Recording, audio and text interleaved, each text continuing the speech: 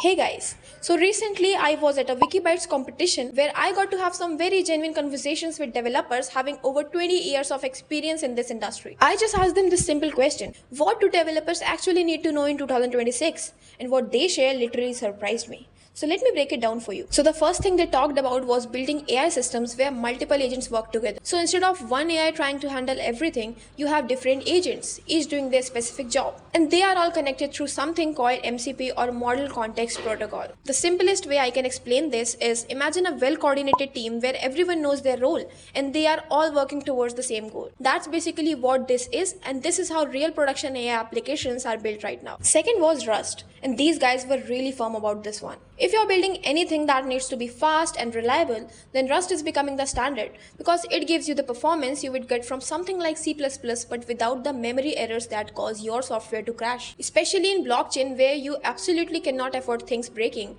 Rust is taking over, and the demand for Rust developers is growing faster than the supply right now. So that is something worth paying attention to. Third is RAG.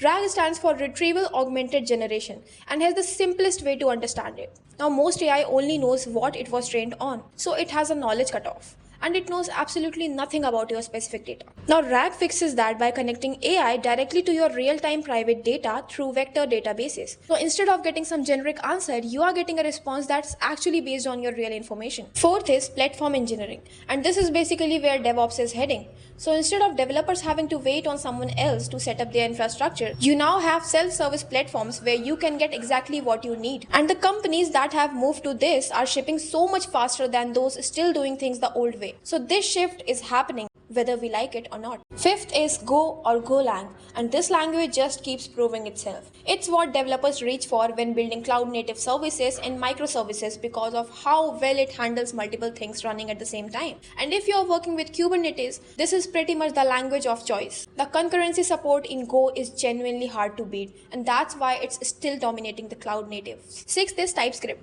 and if you're building any kind of serious web applications today, then TypeScript is no longer optional. It brings type safety to JavaScript, which means you are catching errors before they ever become real problems in production. Frameworks like Next.js and Nest.js are built entirely around it, and companies building enterprise-grade web applications expect you to know this. So if you haven't picked it up yet, now is really that time. Seventh is DevSecOps, and this is as much a mindset shift as it is a skill. The old way was build your application and then hand security off to someone else to figure it out. But that approach is completely gone now. So security is your responsibility as a developer from the very first line of code. Automated threat modeling and secure coding right inside your IDE is what's expected. And yes, it sounds like more work upfront, but it saves so much time and pain down the line.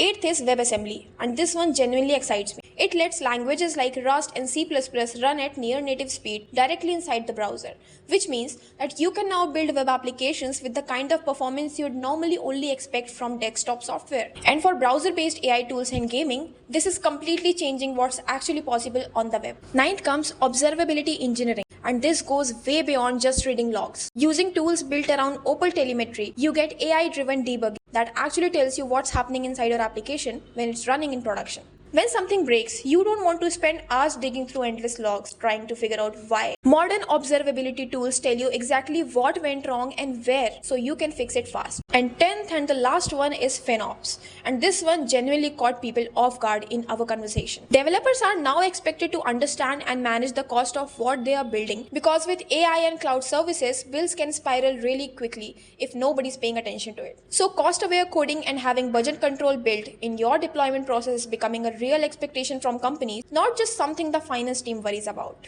So those were the 10 skills straight from the people who have watched this industry evolve for over 2 decades. If you want more information about these technologies, you can read my article. The link of the article is in description. See you in the next one.